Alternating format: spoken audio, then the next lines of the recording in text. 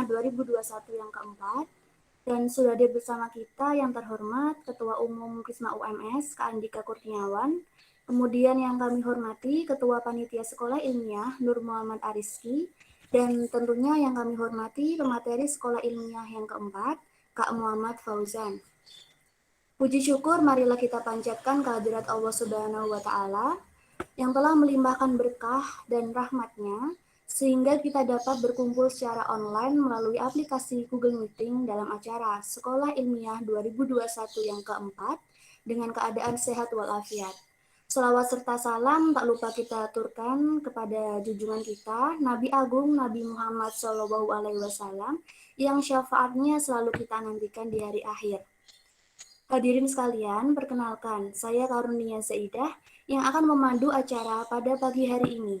Sebelumnya, agar acara sekolah ilmiah ini dapat berjalan dengan baik, saya akan membacakan tata tertibnya terlebih dahulu.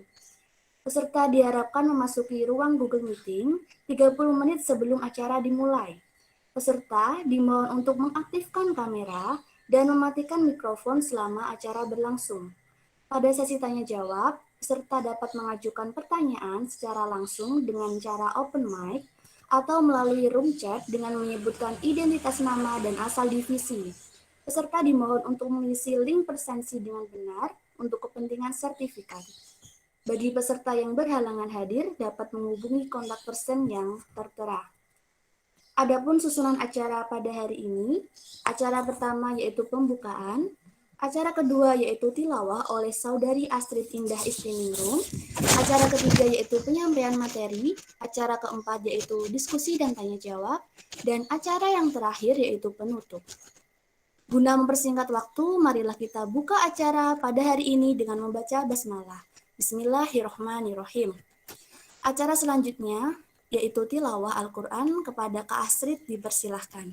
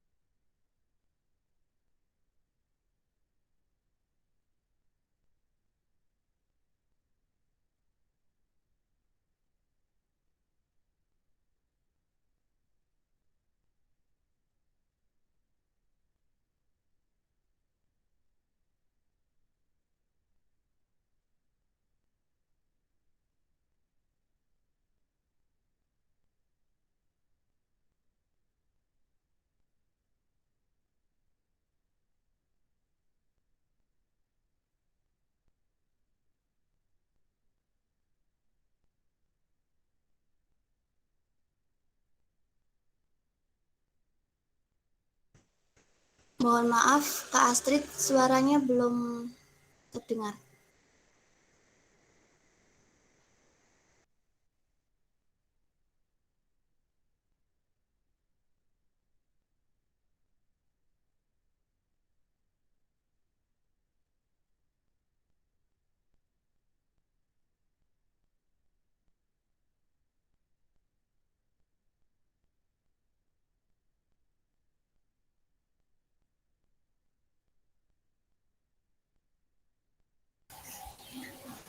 Udah terdengar nih ya?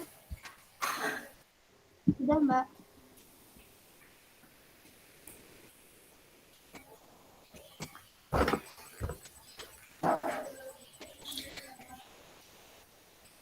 A'udzu billahi minasy syaithanir rajim. Bismillahirrahmanirrahim. Alhamdulillahilladzi khalaqas samawati wal arda وجعل الظلمات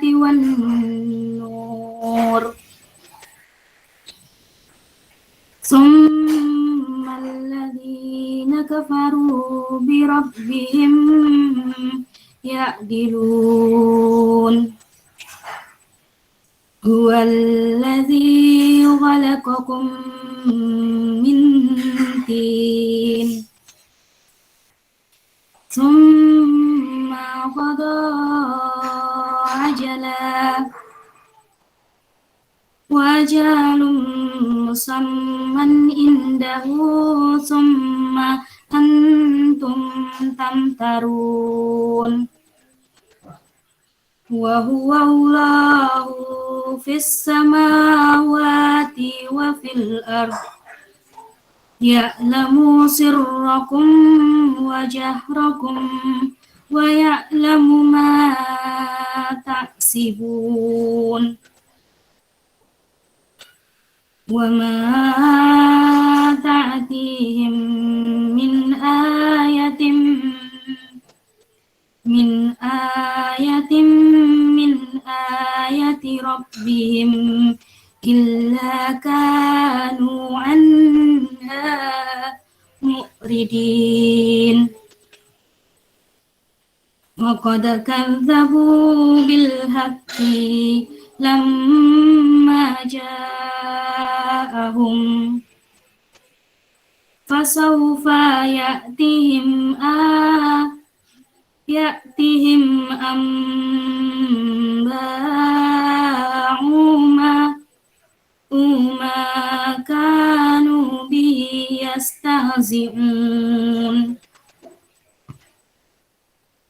ألم يروا كم أهلكنا من قبلهم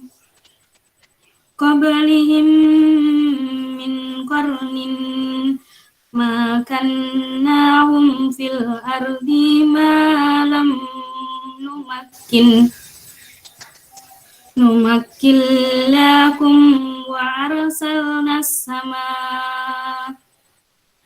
أرسلنا السماء عليهم مدرارا وجعلنا الأنهار تجري من تحتهم فأهلكناهم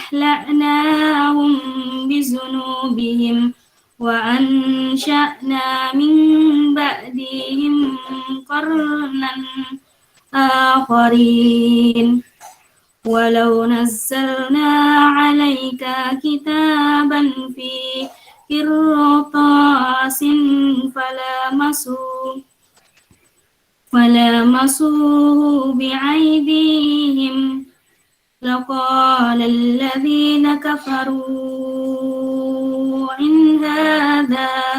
إن هذا إلا سحر مبين Sadaqallahul Azim. Sadaqallahul Azim. Terima kasih kepada Kak Astrid. Semoga yang membacakan dan yang menyimak mendapatkan pahala. Amin amin ya rabbal alamin. Selanjutnya acara yang kita tunggu-tunggu yaitu penyampaian materi yang akan disampaikan oleh Kak Fauzan. Materi sekolah ilmiah pada pertemuan keempat ini mengenai karya tulis ilmiah bab 4 dan bab 5 yang akan dipaparkan selama 30 menit dan dilanjutkan dengan sesi tanya jawab selama 45 menit. Jika ada pepatah, tak kenal maka tak sayang, marilah kita kenalan dulu dengan pemateri kita pada pagi hari ini. Kak Fauzan lahir dengan nama lengkap Muhammad Fauzan, asal dari Gonilan Kartosuro, Sukoharjo. Kak Fauzan saat ini masih menempuh pendidikan S1 Teknik Industri di UMS. Tentunya bagi anak Bisma lama sudah kenal siapa Kak Fauzan ini. Karena pada tahun 2019 sampai 2020, Kak Fauzan pernah menjadi ketua divisi 3, yaitu divisi kompetisi dan kepenulisan. Tentunya sudah banyak prestasi dan pengalaman yang pernah dia raih, di antaranya juara 2 Kreanova Kota Surakarta pada tahun 2019, finalis Lomba Karya Tulis Ilmiah EBIKO tahun 2019, Best Creative Title Lomba Karya Tulis Ilmiah Nasional HMP Pendidikan Matematika Matriks tahun 2020, dan peraih intensif PKMGT 2021. Sudah tidak diragukan lagi, pemateri kita kali ini sangat luar biasa. Baiklah, tanpa menunggu lama lagi, kita sambut pemateri sekolah ilmiah yang keempat, Kak Fauzan. Kepadanya dipersilahkan. Ya, terima kasih moderator. Sebelumnya suara saya sudah jelas belum ya, teman-teman?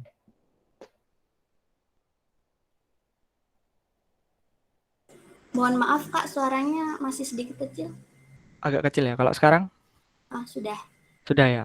Oke, aku pegangin aja kalau gitu. Oke, sebelum aku buka mungkin teman-teman bisa on cam terlebih dahulu ya. Soalnya kangen juga nih wajah-wajahnya. Yori mana Yori? Oke, oke langsung aja aku buka ya. Aku share screen terlebih dahulu.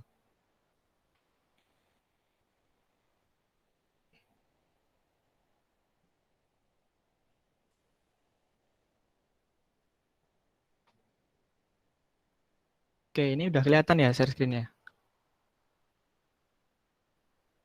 Sudah Kak. Oke. Oke, aku buka ya. Bismillahirrahmanirrahim. Assalamualaikum warahmatullahi wabarakatuh.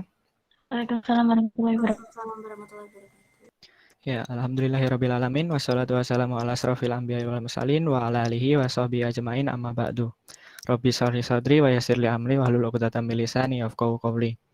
Oke, sebelumnya terima kasih banyak teman-teman, terutama untuk panitia yang sudah memberikan saya kesempatan di sini untuk mengisi materi Soimah part 4. Semoga kita selalu diberikan kesehatan, ya walaupun kita ini berkumpul dalam keadaan masih bisa belum bertemu secara langsung ya, masih via Google Meet, tapi insya Allah ke depannya semoga kita bisa berkumpul lagi bersama-sama.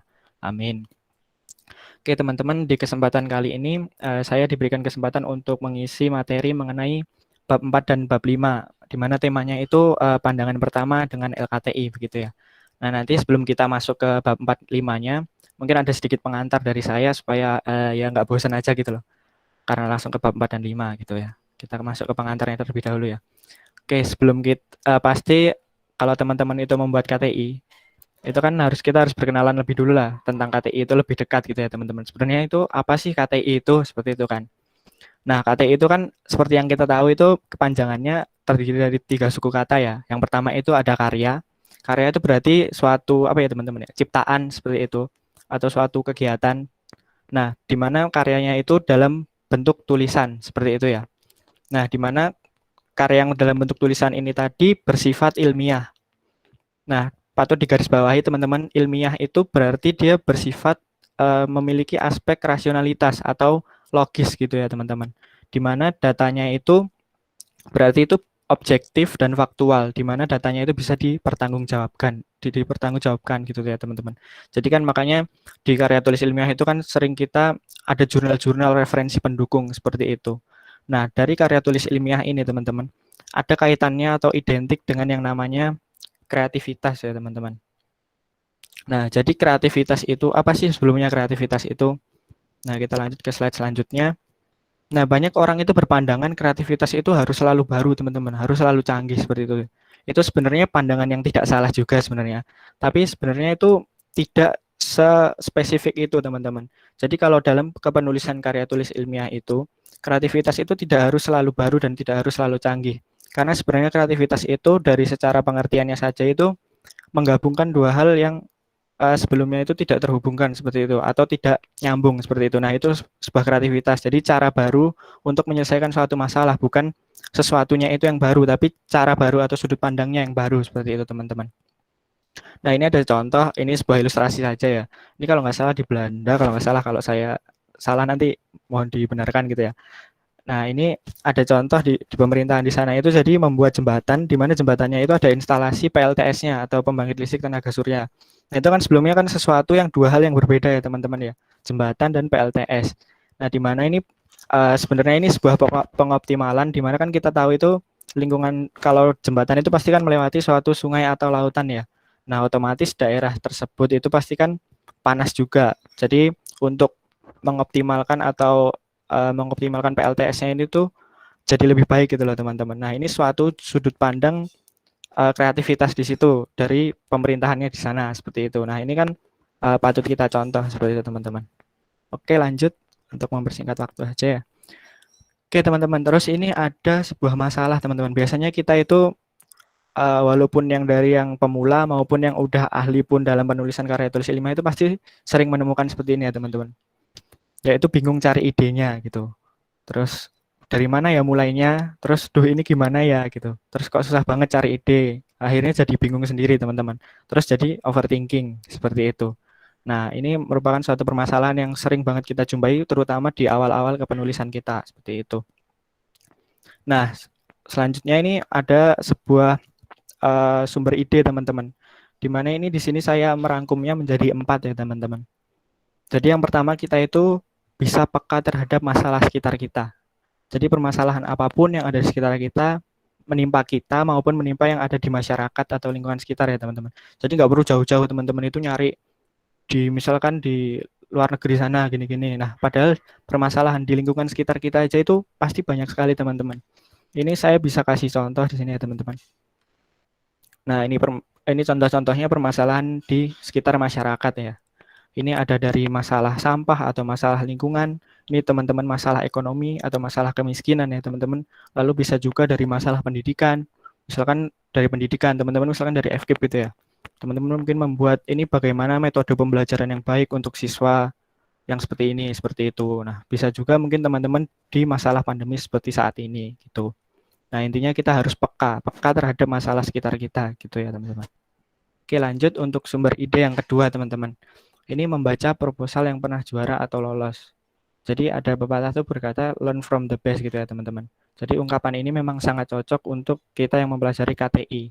Jadi karya yang pernah juara atau yang pernah lolos itu patut kita pelajari dengan baik gitu ya teman-teman. Jadi ada misalkan PKM yang didanai atau PKM yang lolos PIMNAS gitu, nanti teman-teman cermati tuh judul-judulnya, teman-teman pelajari itu dari jurnal-jurnal atau referensi yang sudah ada seperti itu teman-teman. Itu sangat-sangat membantu dalam kita belajar kepenulisan atau mencari ide seperti itu.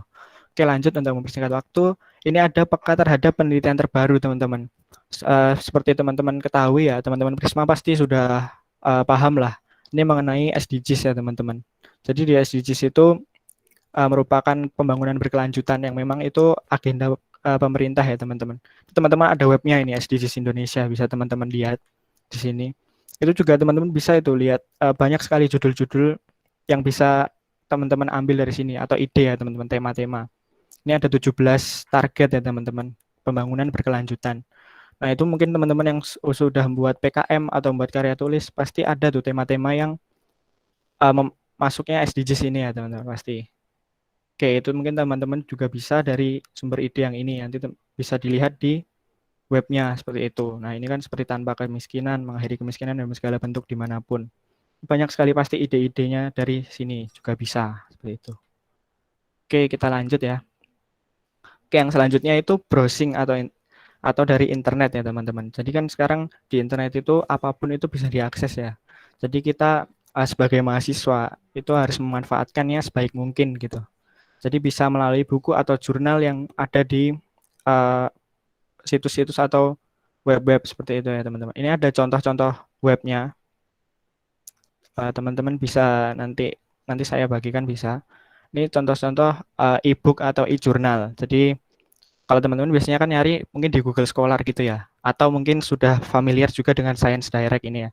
Itu juga ini ada contoh-contoh dari web-web lainnya itu. Ini kebanyakan sih ada yang berbayar juga teman-teman. Tapi kalau untuk akses yang free-nya itu juga jurnalnya juga lumayan bagus gitu. Ini apalagi jurnal internasional kan bisa jadi landasan kita untuk membuat suatu karya gitu. Oke, mungkin itu untuk sumber ide ya teman-teman. Nah, lanjut. Setelah kita itu menetapkan ide, kita tuh harus memikirkan juga beberapa aspek berikut ini teman-teman. Yang pertama itu aspek kebermanfaatannya. Karena kan percuma ide bagus-bagus tapi kebermanfaatannya itu kurang.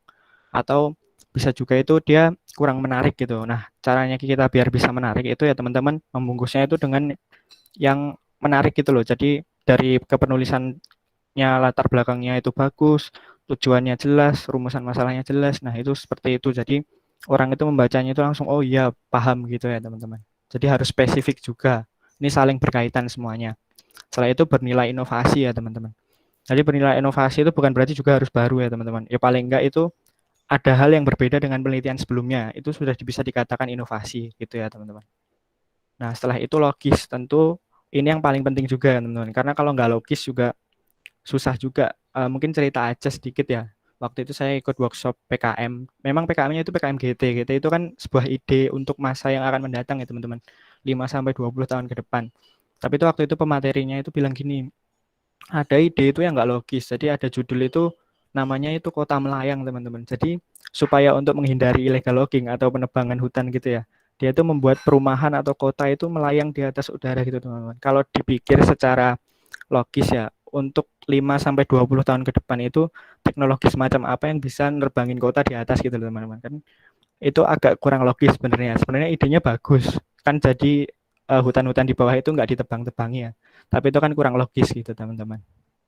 Nah, selain itu ada data bisa diperoleh. Data bisa diperoleh itu teman-teman kan pasti juga mencari data-data atau jurnal-jurnal penelitian sebelumnya. Nah, kalau misalkan penelitian itu baru kan justru akan mempersulit kita. Data-datanya itu belum ada, jurnal penelitian sebelumnya belum ada. Jadi untuk mengembangkan itu agak lebih susah. Dan itu harus bersifat faktual atau objektif ya, teman-teman. Kalau kita tahapannya masih S1 gitu kan, pasti kita juga ada referensi untuk penelitian sebelumnya. Ya, mungkin kita membuat penelitian dari awal mula baru itu memang sulit dan butuh waktu yang panjang dan butuh bimbingan yang lebih senior atau misalkan dosen seperti itu ya teman-teman. Nah itu untuk pertimbangan menetapkan ide. Oke, selanjutnya kita langsung bahas ke materinya yang utama ya teman-teman, yaitu bab 4. Nah untuk bab 4 itu yang kita tahu itu ada 2 bagian ya teman-teman, yaitu hasil dan pembahasan. Nah di sini untuk kaidah kepenulisan bab 4 ini ada 5 ya teman-teman. Mungkin ini saya ringkas aja, sebenarnya masih ada banyak lagi. Nah ini untuk bab 4 itu yang pertama harus sesuai dengan tahapan penelitian kita teman-teman. Atau yang di bab 3 itu ya, metodologi penelitian. Nah itu tuh di bab 4, untuk di bagian hasil, itu teman-teman bisa mencantumkan angka dari hasil penelitian teman-teman. Misalkan ini kan penelitian teman-teman itu yang saintek gitu ya. Nah itu teman-teman misalkan habis dari uji lab, mungkin uji kandungan makanan atau bagaimanapun gitu. Nah, itu bisa dicantumkan di bab 4-nya atau di bagian hasilnya ya, teman-teman. Jadi berupa angka.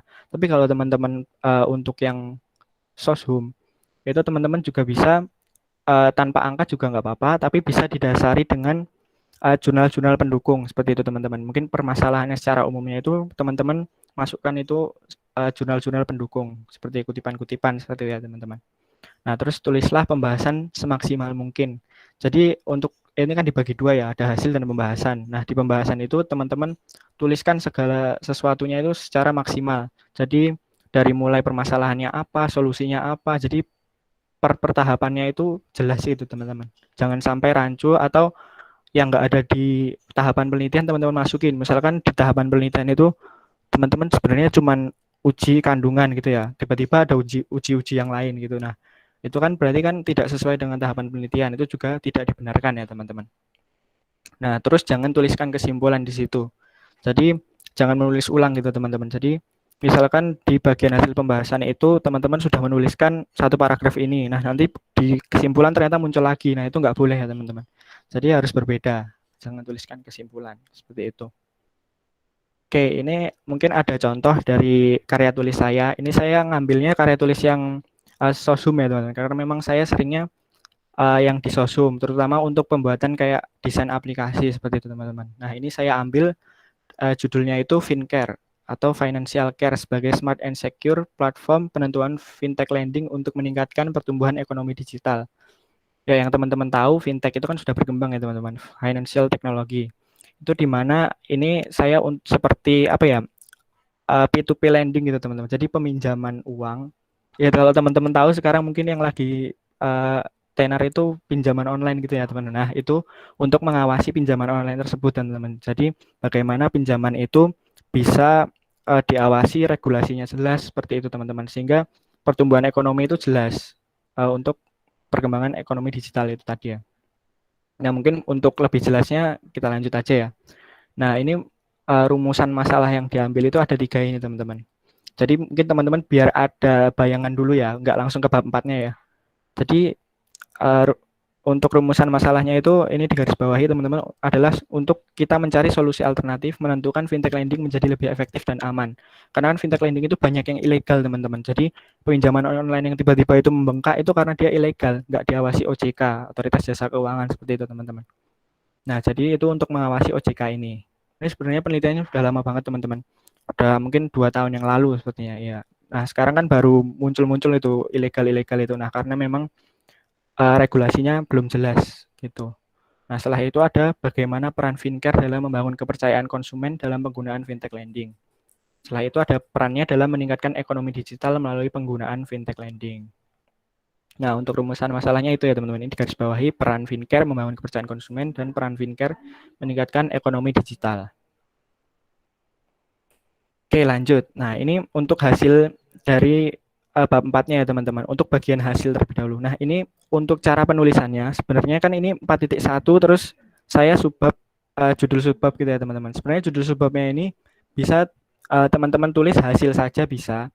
Tapi karena ini aturan kepenulisan dari format lombanya itu, jadi ini untuk menjawab rumusan masalahnya tadi ini teman-teman. Subbab ini untuk menjawab rumusan masalah yang sebelumnya. Ini kan solusi alternatifnya apa gitu ya teman-teman. Nah, di rumusan masalah nomor 1 tadi solusi alternatifnya apa seperti itu. Nah, ini di paragraf awal teman-teman jelaskan hasil temuan atau penelitian teman-teman. Itu kalau untuk yang Saintek tadi saya bilang itu bisa dapat berupa angka ya. Nah, kalau ini kan saya berupa aplikasi, jadinya masuknya seperti sosum ya, penjelasan secara narasi gitu. Nah, ini seperti Fincare atau Financial Care merupakan sebuah inovasi di dunia fintech dalam menentukan fintech lending sebelum melakukan proses peminjaman dengan berbagai perusahaan melalui konsep membandingkan. Nah, ini kegunaan dari solusi kita juga. Kegunaan dari Fincare itu sendiri akan lebih mudah dalam menentukan fintech lending di mana dengan membandingkan antar perusahaan. Maka nasabah akan memiliki pertimbangan yang optimum sebelum akhirnya menentukan di mana nasabah akan melakukan proses pinjaman dengan mudah dan aman. Seperti itu, teman-teman.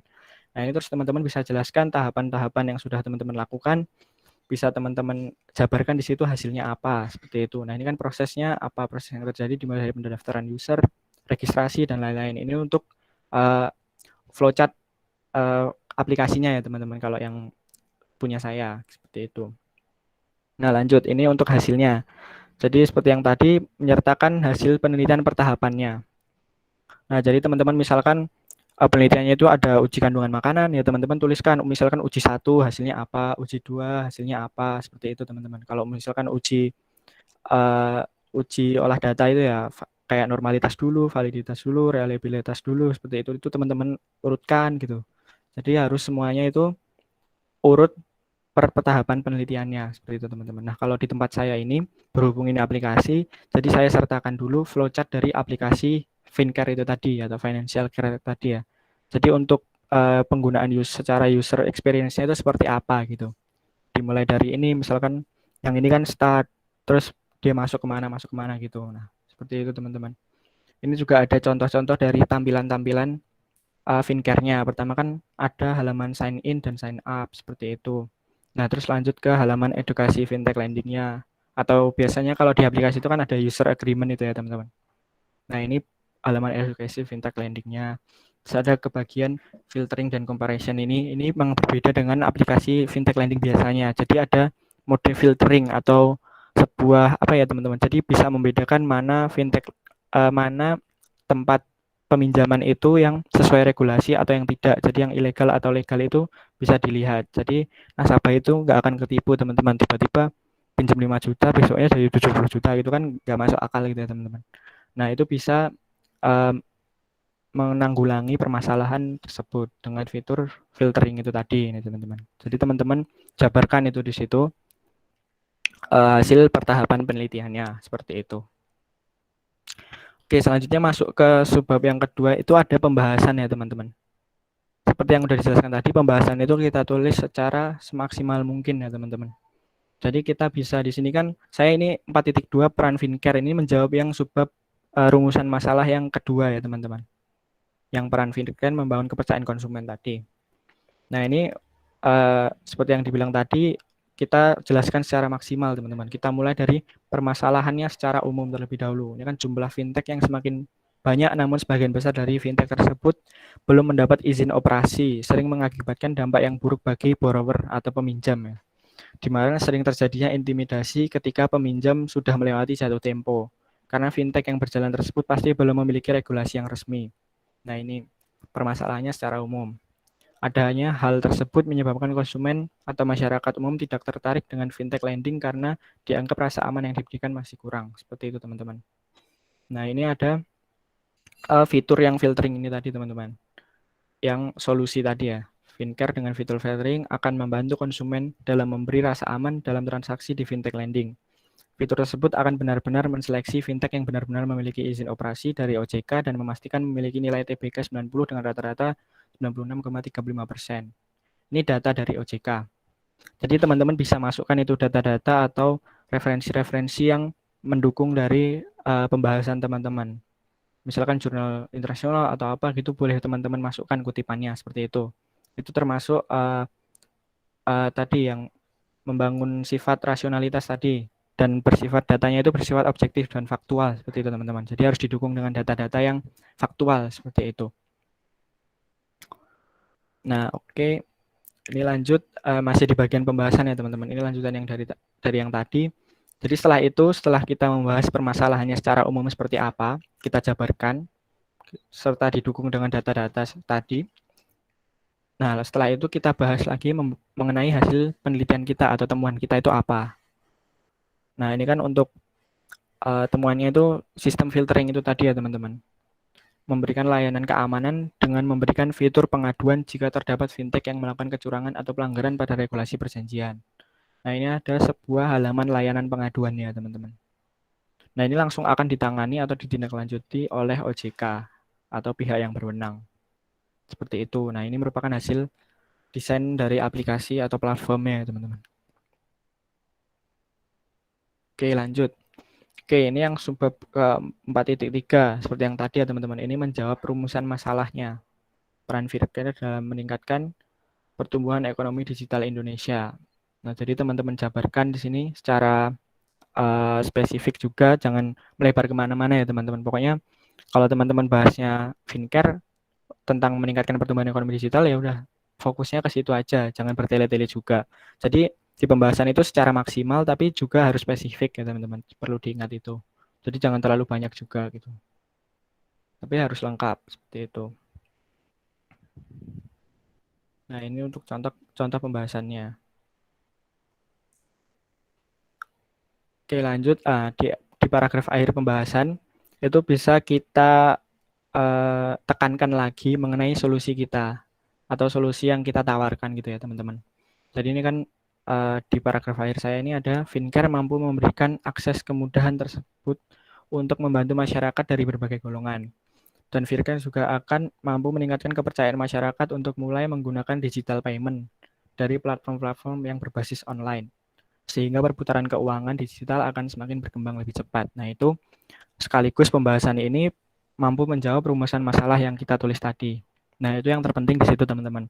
Karena kalau teman-teman buat rumusan masalahnya apa, di pembahasannya apa, itu sudah salah besar ya, teman-teman. Jadi, di rumusan masalah itu harus sinkron dengan pembahasan juga. Jadi, pembahasan itu menjawab rumusan masalah itu tadi. Seperti itu. Oke, lanjut ke bab 5 ya, teman-teman. Untuk bab 5, ini ada kesimpulan dan saran ya, teman-teman. Oke, pertama untuk kesimpulan terlebih dahulu. Jadi pada bagian akhir ini, penelitian karya tulis ilmiah yang dilakukan, itu yang terpenting itu di kesimpulan apakah penelitian dilakukan mampu memberi solusi terhadap permasalahan yang diangkat, atau cuma sebagai batu loncatan untuk penelitian lanjutan. Itu juga harus dipaparkan di kesimpulan, teman-teman. Jadi misalkan teman-teman membuat karya tulis itu masih ibaratnya setengah jalan gitu, teman-teman. Belum penelitian akhirnya, itu juga nggak apa-apa, teman-teman. Jadi perlu adanya penelitian lanjutannya lagi. Jadi teman-teman mungkin masih, kalau seperti saya ini kan masih tahapan desain ya teman-teman. Tahapan desain belum ke tahapan realnya atau aplikasinya sudah secara jadi gitu belum, teman-teman. Jadi cuman baru desain, masih menggunakan software apa seperti itu, dibuatnya menggunakan software apa seperti itu. Jadi belum ke tahapan implementasinya secara real. Nah, itu mungkin bisa dituliskan juga teman-teman di bagian saran nanti ya. Jadi perlu diadakan penelitian lanjutan mengenai ini. Nah, itu juga dijelaskan ya, teman-teman. Ini kan perlu memberikan penjelasan terkait saran dan harapan ke depannya untuk karya tulis ilmiah tersebut, seperti itu. Jadi ada dua di sini, mampu memberi solusi terhadap permasalahan yang diangkat, ataukah sebagai batu loncatan untuk penelitian lanjutan. Itu juga harus dipaparkan di kesimpulan dan saran, seperti itu. Nah, oke, ini untuk contoh dari kesimpulannya yang saya buat. Ini adalah kesimpulan dari penelitian yang dilakukan. Tapi jangan mencomot dari bagian pembahasan ya, teman-teman. Jadi kata-katanya itu dibedakan, seperti itu.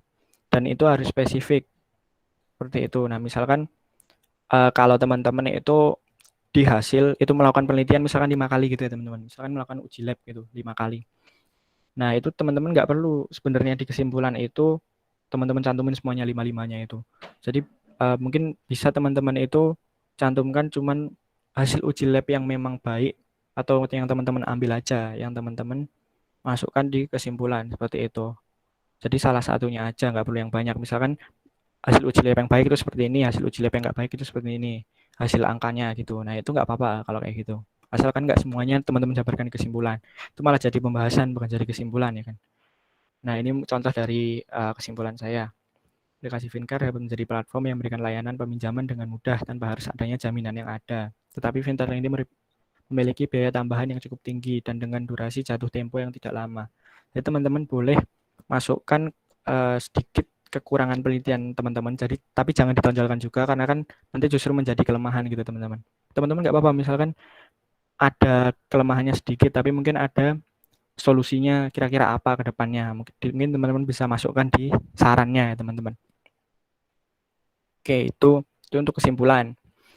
Terus ini untuk bagian saran. Jadi untuk bagian saran itu saya tulis untuk penelitian lanjutan teman-teman. Jadi perlu adanya penelitian lebih lanjut dan realisasi aplikasi Fincare menjadi aplikasi platform mobile yang compact sehingga dapat mempercepat laju pertumbuhan ekonomi digital dan meningkatkan taraf kesejahteraan masyarakat. Seperti itu.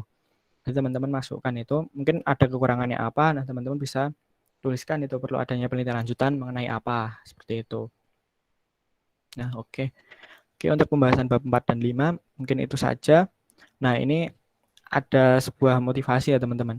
Ini ada quotes, practice does not make perfect, but perfect practice makes perfect. Seperti yang kita tahu, ini saya ilustrasikan gambar Ronaldo ya, itu pesepak bola. Jadi, latihan itu tidak membuat sempurna, tapi latihan yang sempurna lah yang membuat sempurna. Jadi seperti yang kita tahu itu kan pemain bola itu banyak banget ya teman-teman. Tapi kenapa yang bisa seperti Ronaldo itu cuman beberapa orang, mungkin cuman Messi dan lain-lain. Itu kan cuman beberapa orang aja. Kenapa kok nggak semua pemain bola bisa jadi hebat gitu ya teman-teman. Nah karena latihannya itu tadi teman-teman. Mungkin yang bisa kita ambil pelajaran dari Ronaldo ini mungkin kan seperti latihannya dia lebih keras. Dia tuh datang ke latihan itu yang saya tahu itu sejam atau 2 jam sebelum temennya datang. Jadi kan dia lebih ada effort atau usaha yang lebih gitu teman-teman untuk dia jadi pemain yang memang benar-benar hebat. Dan seperti yang teman-teman tahu, Ronaldo itu lahir itu juga di pulau namanya Pulau Madeira teman-teman. Jadi Pulau Madeira itu di sisi lautnya Portugal. Portugal kan di sini ya teman-teman. Ini Madeira itu di sini. Jadi pulau kecil gitu teman-teman. Nah, itu kan kenapa dia bisa jadi sehebat ini. Dari yang dia lahir di pulau sekecil ini, tapi sekarang dia terkenal di seluruh dunia gitu ya teman-teman. Nah mungkin itu bisa kita ambil hikmahnya. Jadi kita tuh latihan itu harus latihan yang sempurna, bukan cuma latihan aja. Nah terutama dari penulisan karya tulis ilmiah. Jadi misalkan kita ikut lomba nih teman-teman sekali. Nah terus kan kita misalkan ya buruk-buruknya kalah gitu ya teman-teman. Nah kita di situ diuji teman-teman. Kita mau lanjut atau kita mau berhenti sampai situ aja. Tentu kan kita kalau punya sifat pantang menyerah ya kita lanjut terus ya teman-teman. Tapi lanjut itu tadi, kita itu latihan lagi tapi dengan introspeksi diri teman-teman. Jadi kita lihat atau kita cermati mungkin dari saran dari juri itu apa, yang kurang dari penelitian kita itu apa, kurang dari KTI kita itu apa gitu. Kita lakukan introspeksi diri. Jangan cuman oh ya udah berarti ini ide saya jelek. Nggak hanya gitu teman-teman, tapi kita harus lihat dulu apa namanya kekurangan dari ide kita itu apa. Walaupun teman-teman juga juara, misalkan teman-teman juara gitu ya, teman-teman juga harus introspeksi kira-kira yang masih kurang supaya bisa lebih baik lagi bagaimana gitu teman-teman. Nah itu yang terpenting ya teman-teman. Oke, selanjutnya ini ada pola berprestasi teman-teman. Jadi ini simple banget teman-teman. Yang pertama itu ada niat atau teman-teman punya tujuan atau goals ya teman-teman. Teman-teman biasanya itu sering itu di seminar-seminar motivasi ya teman-teman. Teman-teman tuliskan tuh mimpi-mimpi teman-teman di kertas ataupun ya di HP aja lah simpelnya nggak apa-apa. Tapi kalau bisa ya yang terlihat jelas gitu teman-teman. Itu teman-teman tuliskan dulu. Nanti suatu saat teman-teman buka lagi, itu sudah beberapa mimpi yang teman-teman capai seperti itu. Nah, tentu juga harus ada niat terlebih dahulu dari diri teman-teman masing-masing. Jadi teman-teman niatkan dulu karena lillahi ta'ala seperti itu ya. Jadi niatnya juga harus benar terlebih dahulu, lalu teman-teman bisa action untuk mencapai goals itu tadi. Nah, action itu teman-teman bisa ikuti semua lomba bisa, atau teman-teman ini contoh dari saya ya teman-teman. Saya itu udah ikut lomba banyak banget sih, lumayan sih teman-teman. Memang dari mulai SMA itu saya sudah ikut lomba seperti itu. Nah, itu harus dibiasakan teman-teman. Jadi harus dibiasakan biar jadi terbiasa seperti itu. Nah, ini untuk di bagian Simbel Mawa ya teman-teman. Ini untuk PKM. Jadi untuk motivasi aja teman-teman. Saya itu sebenarnya juga uh, ikut PKM itu banyak banget teman-teman. Ini ada 6 ya. Kalau yang untuk tahun ini itu saya ngajuin 6. Tapi yang untuk PKM 5 bidang 4 kan 4 untuk PKM 5 bidang itu. Itu juga nggak ada yang lolos teman-teman. Jadi itu uh, bukan suatu gimana ya. Yang penting kita sudah berusaha semaksimal mungkin gitu teman-teman. Ya itu nanti urusan hasilnya itu ya urusan yang di atas. Yang penting kita juga berdoa seperti itu. Nah ini akhirnya yang lolos dan keterima insentif itu saya di PKMGT ini teman-teman. Yang alhamdulillah memang rezekinya mungkin di situ seperti itu ya. Nah ini saya mengenai energy base atau pemodelan kontrol kelistrikan dengan sistem manajemen energi listrik terbarukan untuk kota cerdas dan berkelanjutan di wilayah Jakarta. Nah saya ini ngambil idenya itu dari itu tadi teman-teman, yang SDGs itu tadi teman-teman. Jadi untuk yang kota cerdas dan berkelanjutan. Nah itu saya kembangkan lagi mengenai idenya seperti itu dari SDGs itu tadi. Nah itu mungkin untuk sebuah motivasi aja teman-teman, supaya teman-teman jangan pantang menyerah.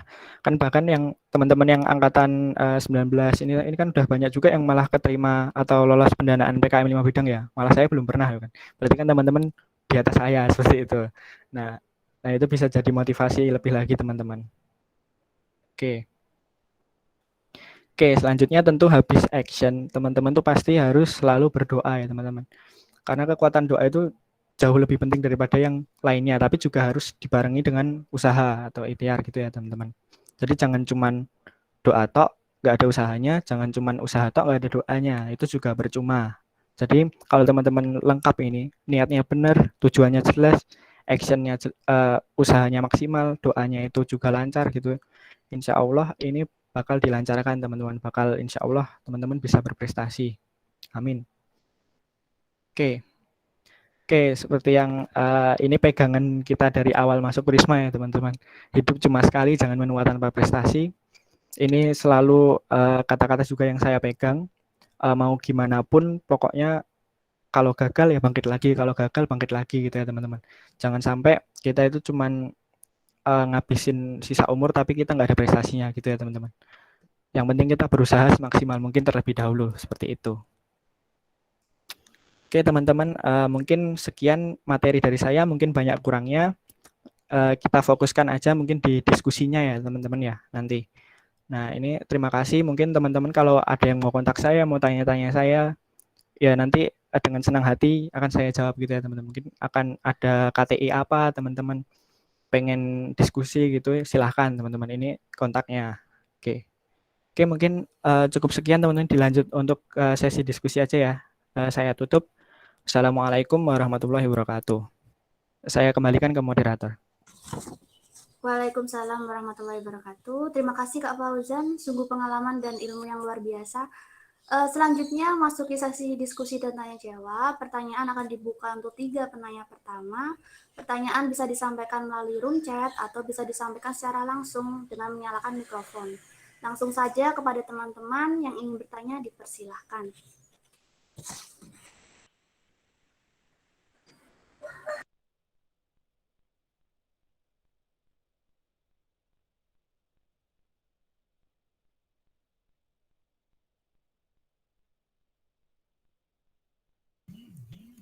Ayo teman-teman, ini pembicaranya sungguh luar biasa, bisa ditanya tentang mungkin pengalamannya, mungkin prestasi-prestasi lain atau apapun yang berhubungan dengan LKTI dan tentunya kan setelah ini kita akan lanjut dengan penugasan di bab 4.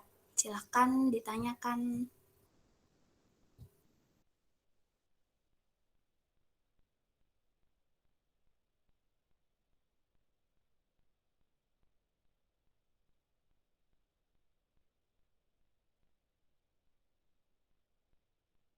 Mungkin sambil menunggu dari teman-teman ada yang bertanya, saya sendiri mau tanya dengan Kak Fauzan.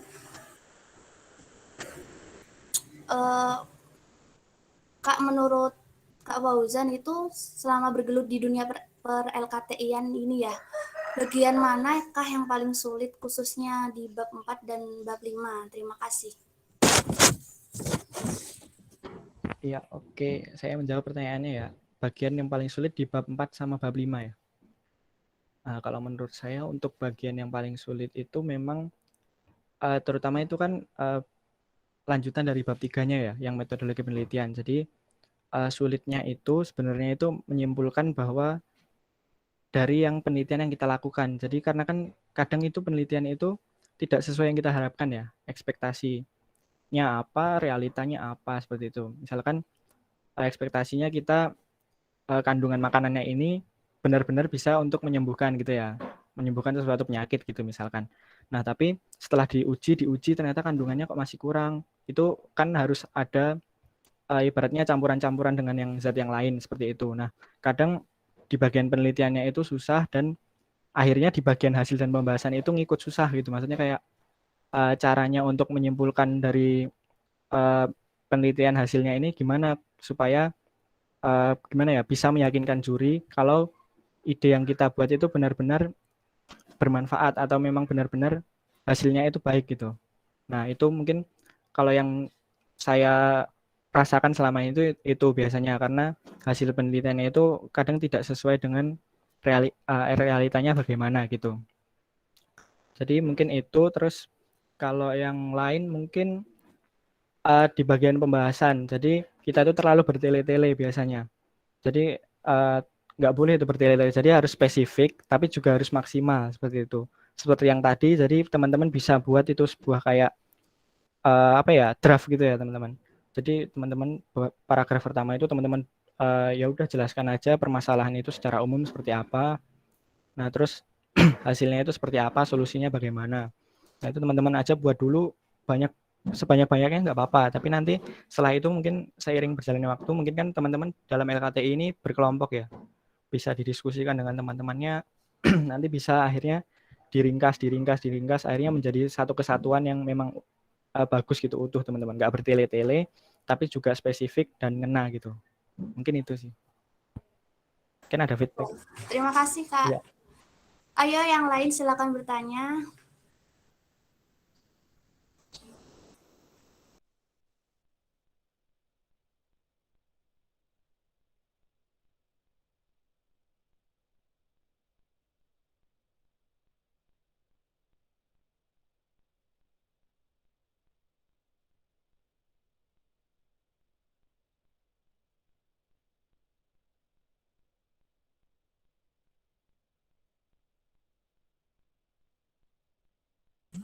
Baik Kak, ini ada pertanyaan dari Muhammad Yasid dari Divisi 5. Kak izin bertanya, Mas izin bertanya, jika hasil yang keluar dari metode itu malah berkebalikan dari gagasan yang diinginkan, bagaimana ya Mas?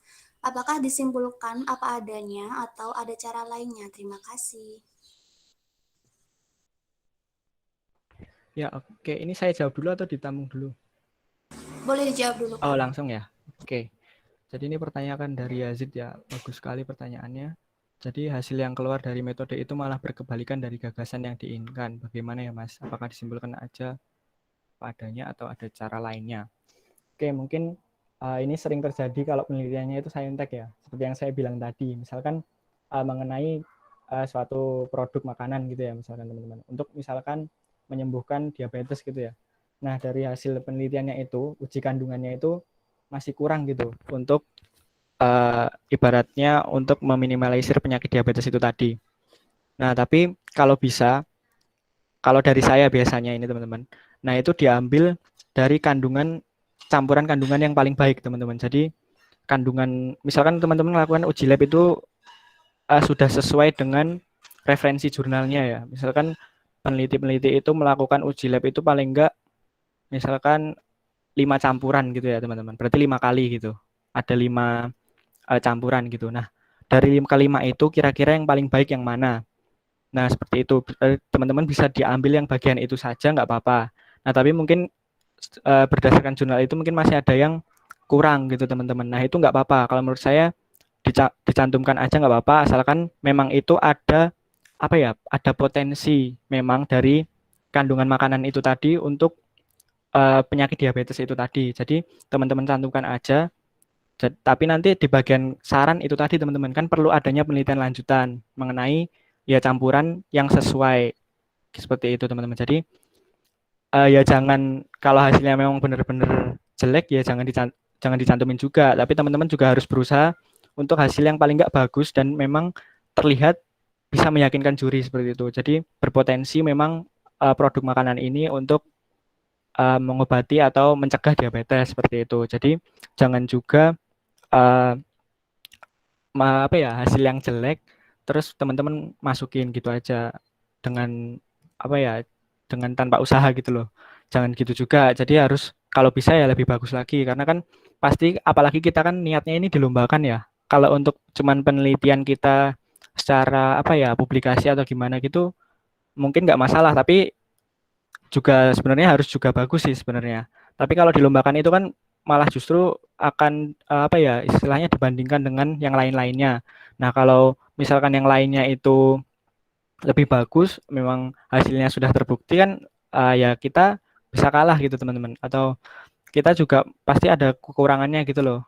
Jadi kalau lebih baiknya ya diusahakan sebaik-baiknya itu dicari yang paling baik dari penelitian yang kita lakukan. Jadi teman-teman bisa cantumin yang itu dan mungkin kalaupun hasilnya kurang masuk atau kurang pas gitu, teman-teman bisa ambil jurnal atau referensi. Kenapa kok ini kurang gitu. Nah, mungkin bisa ditambahkan dengan apa, misalkan gitu. Jadi di solusinya itu teman-teman bisa tambahkan misalkan agar hasilnya ini optimum atau optimal perlu adanya penambahan gini-gini gini. Nah, itu teman-teman bisa cari-cari jurnalnya. Jadi caranya itu menutupinya dengan cara yang seperti itu. Jadi walaupun hasilnya itu kurang baik tapi teman-teman ada solusinya misalkan ditambahkan dengan zat apa lagi gitu supaya hasilnya baik. Seperti itu mungkin. Mungkin dari Muhammad Yazid ada feedback terlebih dahulu. Baik, mungkin dari Yazid apakah ada feedback? Baik Mas, terima kasih. Yes. Selanjutnya ada pertanyaan dari Anissa Dewi Rismaning Tias dari Divisi 3. Izin bertanya, dijelaskan dapat dicantumkan atau diberikan kelemahan atau kekurangan dari karya, apakah nanti dapat memberikan nilai minus atau tidak? Terima kasih.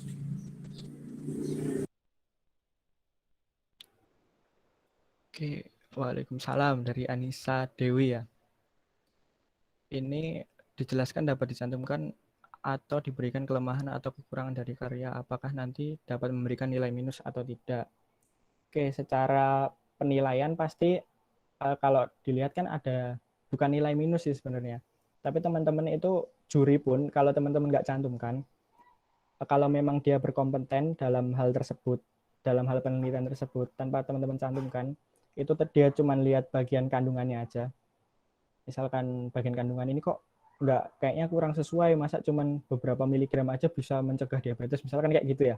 Nah, itu sebenarnya kalau teman-teman nggak cantumkan pun, sebenarnya juri itu juga sudah tahu. Jadi kalau bisa teman-teman itu cari solusinya. Jadi walaupun nanti teman-teman cantumkan itu kelemahan atau kekurangannya, tapi ada juga solusinya yang saya bilang tadi ya. Jadi mungkin perlu ditambahkannya apa gitu supaya lebih bagus lagi untuk solusinya itu atau hasilnya.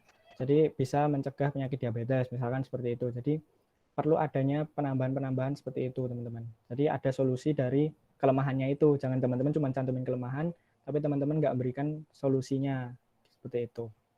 Ya, mungkin ada feedback dari Anissa Dewi. Mungkin dari Anissa bakal ada feedback. Baik Mas, terima kasih. Oke. Mungkin dari teman-teman yang lain, ayo kita gali ilmunya Mas Fauzan ini. Dari pengalaman beliau juga sudah sangat luar biasa. Ayo, ayo, ayo.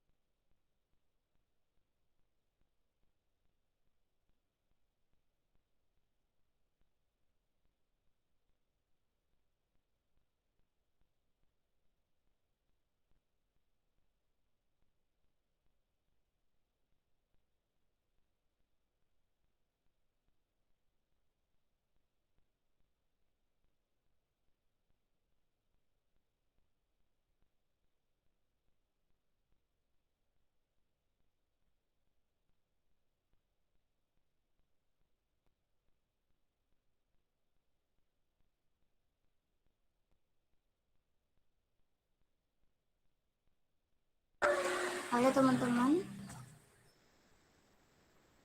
ditunggu pertanyaan dari kalian.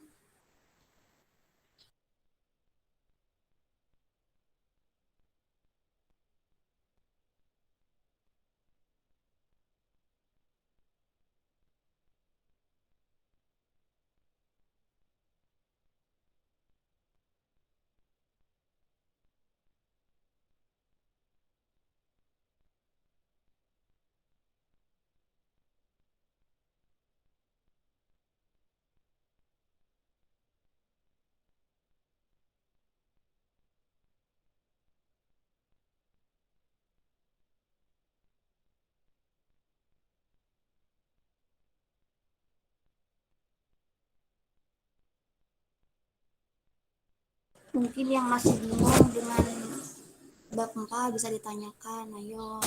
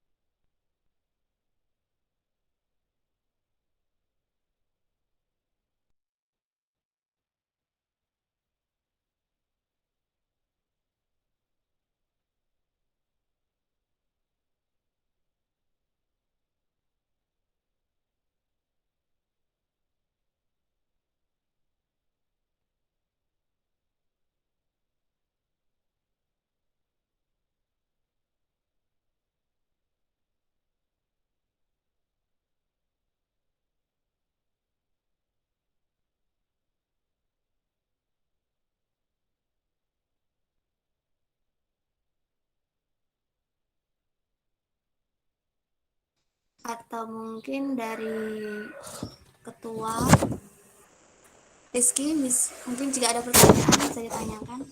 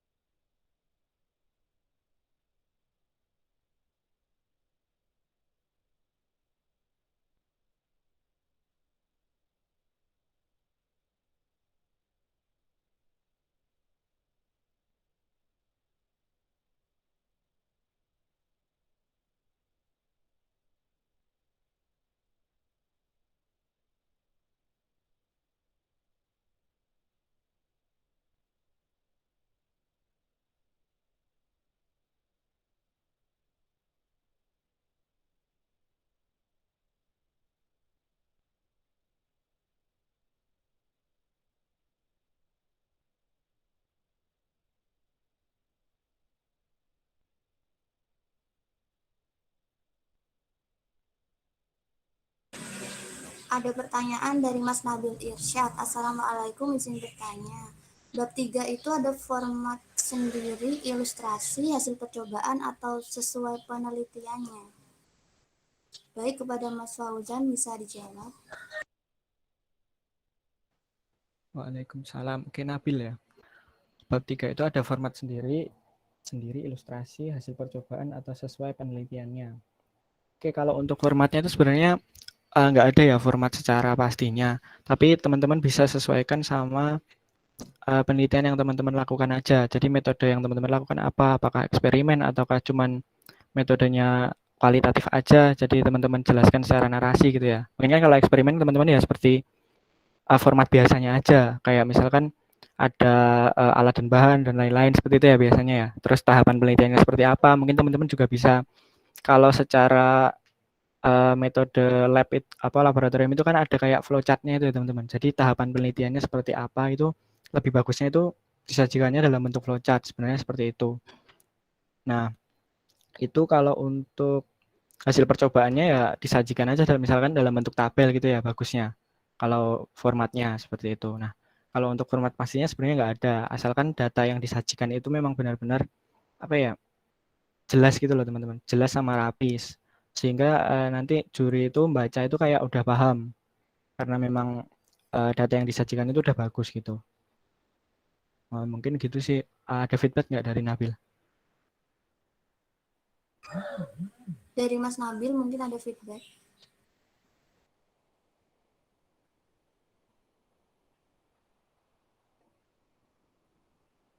Oke. Ada feedback Mas Fauzan? Ya gimana feedbacknya Mas Nabil?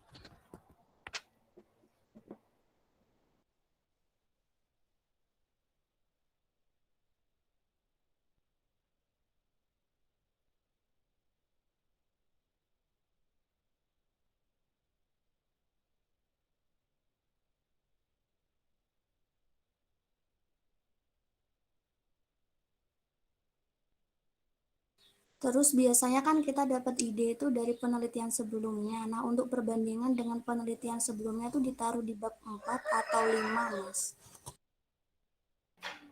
Oke, kalau untuk perbandingan dengan penelitian sebelumnya itu, kalau saya biasanya itu kan kalau di bab 4 yang di bagian hasil itu penelitian kita, hasil dari penelitian kita terlebih dahulu ya.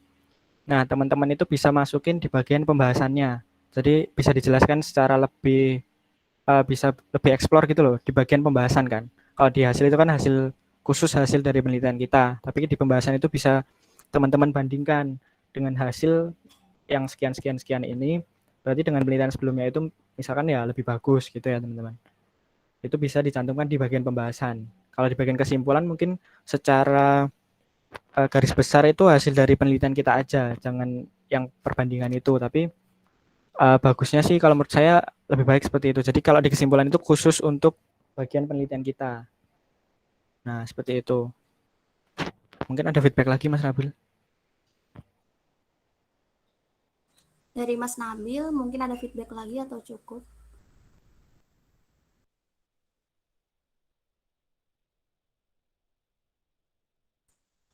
Cukup, oke. Dari teman-teman lain, ayo silakan bertanya. Mumpung pematerinya masih di sini, bisa ditanya tentang pengalaman mungkin gimana lombanya, terus kesulitan selama lombanya itu apa, bingungnya gimana. Silakan bisa ditanyakan.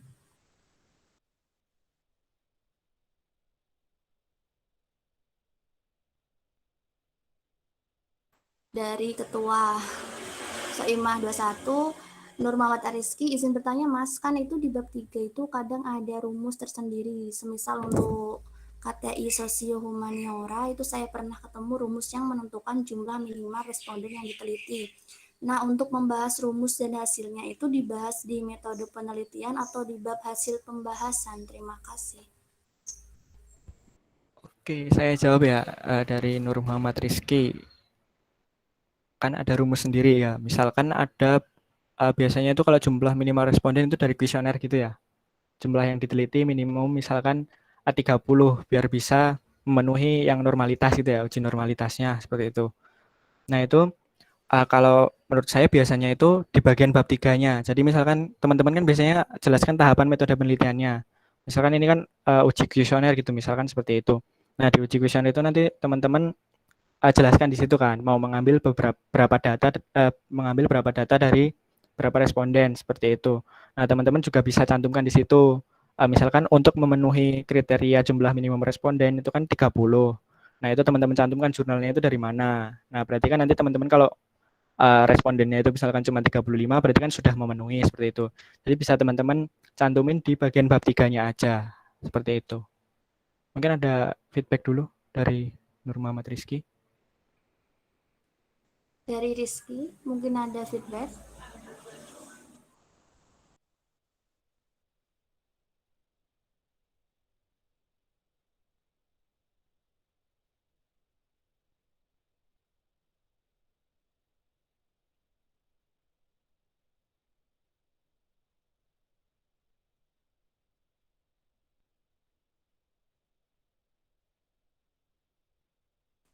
Paham, alhamdulillah, makasih Mas. Oh, sudah cukup.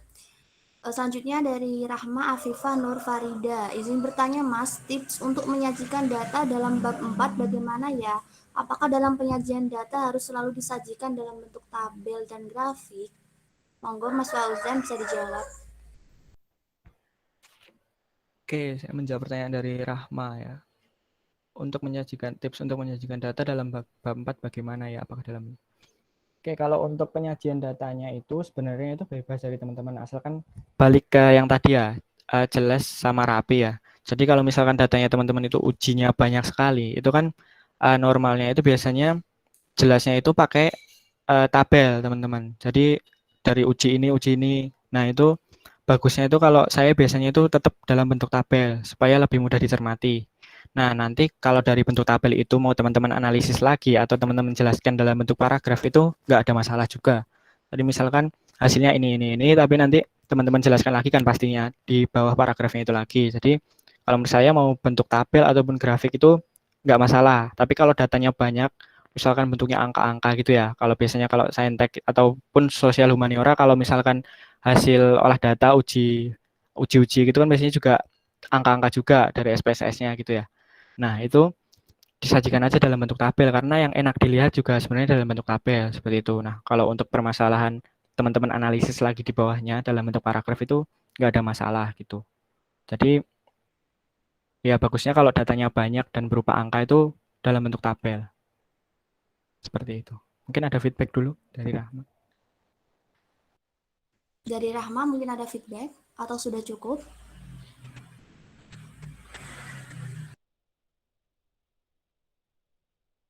Cukup Mas, terima kasih. Selanjutnya dari Mbak Mutiara, izin bertanya Mas Fauzan, sebaiknya di bagian pembahasan itu baiknya dibandingkan dengan penelitian yang lain, apakah penelitian kita selaras tidaknya atau benar-benar pembahasan dari hasil penelitian kita ya Mas, tanpa memerlukan penguatan jurnal. Terima kasih.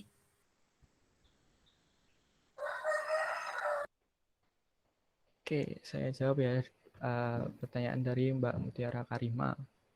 Sebaiknya di bagian pembahasan itu baiknya dibandingkan dengan penelitian yang lain atau penelitian kita apakah penelitian kita salah setidaknya atau benar-benar pembahasan dari hasil. Oke, sebenarnya kalau untuk permasalahan dibandingkan dengan penelitian sebelumnya atau enggak itu tergantung dengan rumusan masalahnya apakah juga sama atau enggak, apakah selaras dengan penelitian kita atau enggak. Pertama itu dulu, kalau misalkan memang selaras dan memang teman-teman itu tujuan pertamanya itu memang melanjutkan penelitiannya supaya lebih bagus, itu perlu adanya perbandingan. Tapi kalau teman-teman memang merupakan hal yang baru dan misalkan jurnalnya itu kurang sinkron gitu, maksudnya sebenarnya nggak selaras dengan penelitian kita, itu nggak perlu dibandingkan. Jadi gitu, apa namanya, kalau memang dia rumusan masalahnya sama dengan kita, sama-sama misalkan membahas tentang salah satu bahan ini untuk mengobati penyakit ini gitu ya, kan itu udah jelas pasti. Nah kita juga pengen melanjutin penelitian itu, tapi gimana membuatnya kandungannya itu jauh lebih baik gitu ya. Nah berarti itu harus dibandingkan. Ini kan berdasarkan penelitian sebelumnya, ini didapatkan hasil segini dan hasilnya itu sudah misalkan dia bilangnya aja udah efektif, apalagi kita yang kandungannya misalkan lebih baik. Nah gitu bisa sebagai penguatan seperti itu. Nah itu juri pasti oh iya bisa juga apalagi kalau perbandingannya itu dengan jurnal-jurnal yang memang sudah dipublikasi gitu. Itu tambah lebih kuat lagi penelitian kita seperti itu. Tapi kalau misalkan itu perbandingannya agak berbeda, itu menurut saya nggak perlu dijelaskan sih. Misalkan kandungan ini buat penyakit yang lain, bukan misalkan penyakit diabetes, yang satunya penyakit jantung gitu ya. Nah itu kan maksudnya kurang sinkron. Kecuali kalau teman-teman membandingkannya itu cuman dari hasil uji kandungannya aja nggak apa-apa. Tapi kalau dari hasilnya, oh ternyata buat jantung bagus, terus teman-teman bisa menyimpulkan kalau hasil segini buat jantung bagus, tapi hasil segini buat diabetes kan belum tentu bagus juga. Bisa jadi kalau untuk jantung itu kandungannya harus lebih tinggi, untuk diabetes kandungannya harus lebih tinggi daripada buat penyakit jantung, misalkan gitu. Jadi kan belum tentu sama. Jadi harus rumusan masalahnya itu harus sama terlebih dahulu. Teman-teman baca-baca terlebih dahulu. Nah, itu kalau teman-teman bandingkan itu jauh lebih baik gitu. Jadi harus selaras. Kalau menurut saya seperti itu. Mungkin ada feedback terlebih dahulu.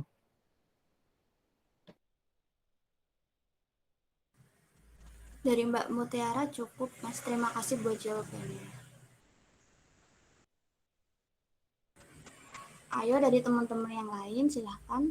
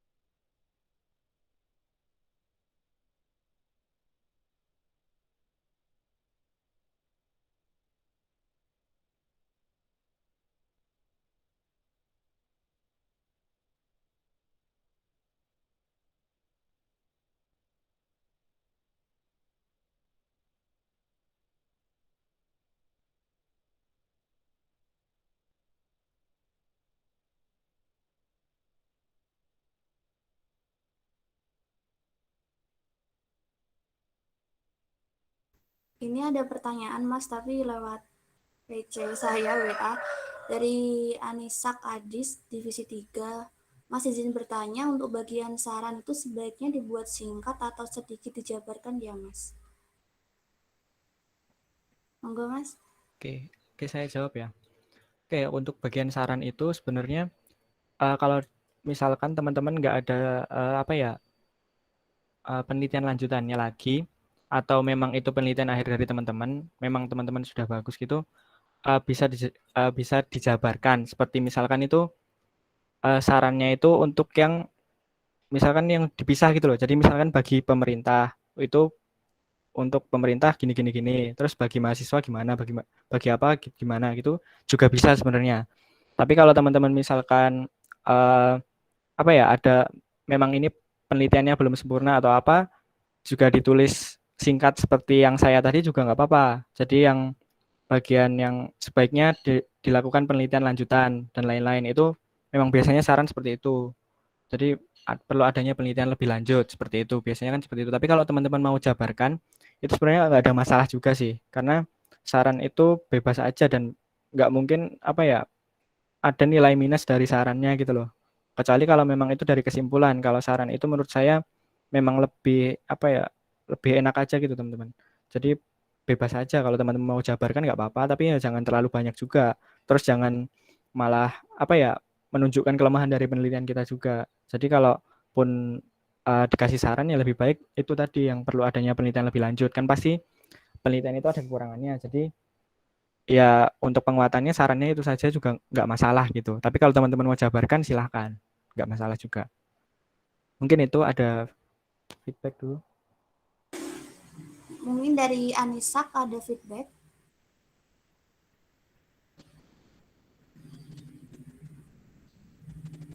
Cukup, Mas, terima kasih. Ayo teman-teman yang lain, silakan.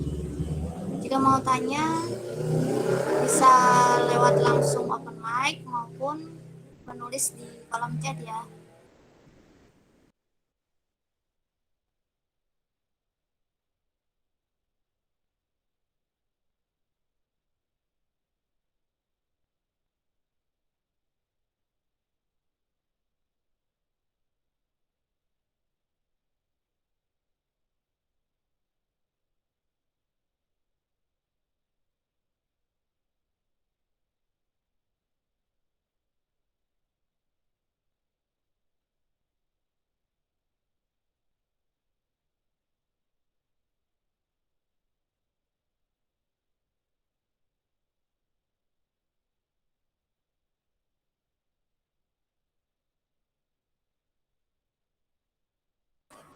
Baik, sembari menunggu pertanyaan yang lain, mungkin jika ada yang bertanya, untuk teman-teman bisa mengisi link presensi dari sekarang.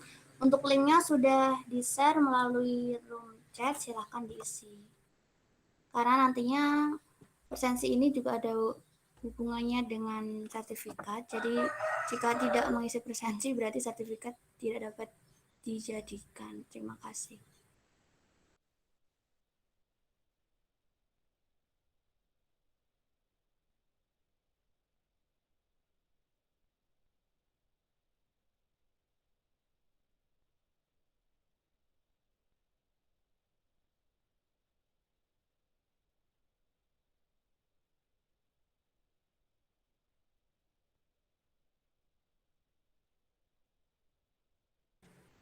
Dari teman-teman, apakah ada pertanyaan lagi?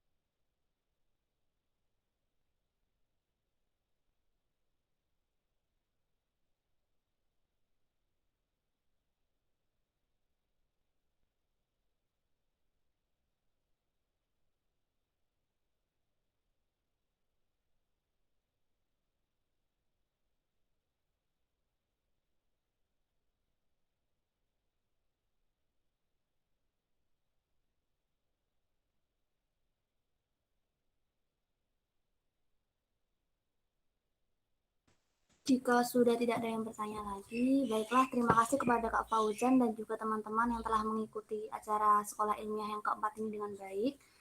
Demikianlah acara sekolah ilmiah pada hari ini. Selanjutnya, sebelum kita menutup sesi ini, sebelumnya saya akan membacakan kesimpulan materi pada hari ini, di mana KTI itu merupakan karya atau ciptaan dalam bentuk tulisan yang bersifat ilmiah. Pada bab keempat, bab yang kita bahas pada pagi hari ini ada dua bagian, di mana itu hasil dan pembahasan.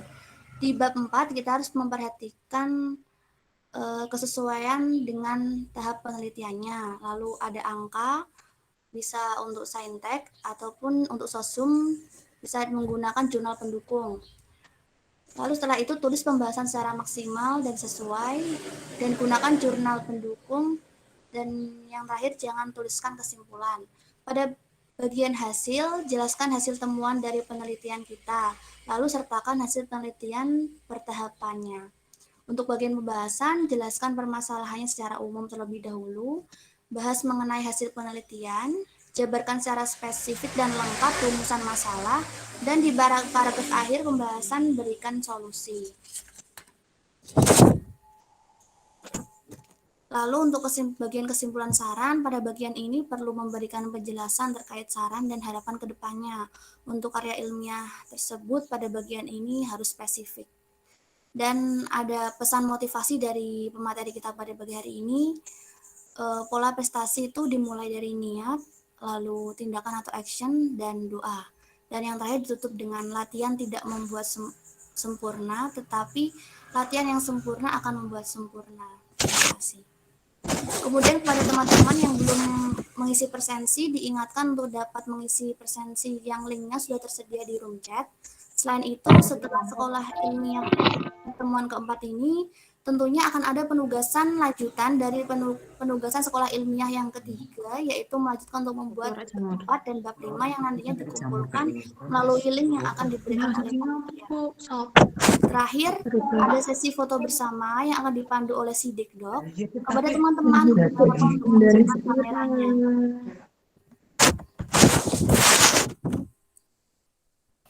Baik, untuk teman-teman semua bisa on cam.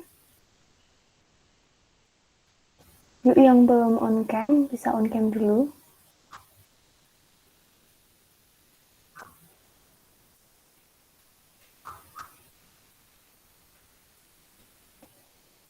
Ayo, masih banyak yang off cam, bisa di on cam kan dulu.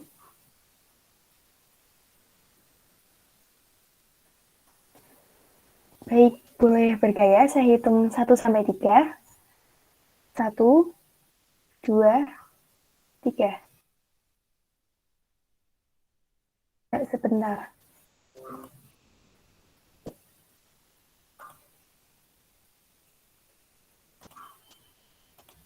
Bisa ganti gaya. 1, 2, 3.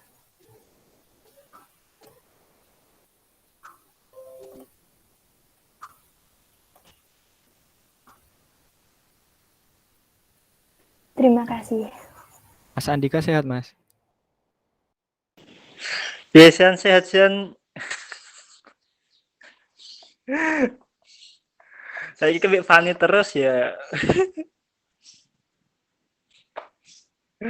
Makasih loh, Sian. Sama-sama.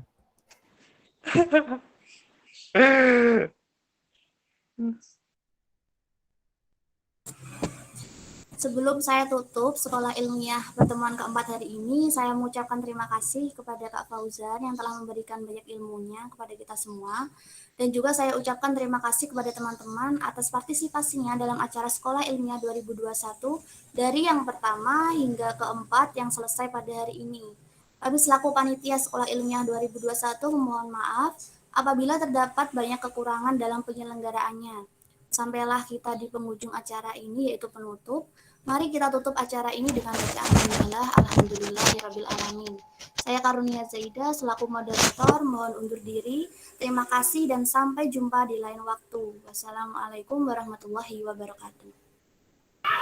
Waalaikumsalam warahmatullahi wabarakatuh. Waalaikumsalam warahmatullahi wabarakatuh. Terima kasih Mas Fauzan. Oke. Makasih ya teman-teman. Makasih loh, Sian. Siap. Thank you, Fauzan. Siap. Semangat KP, Des. Kayak barang. Oke, izin live ya teman-teman ya. Iya.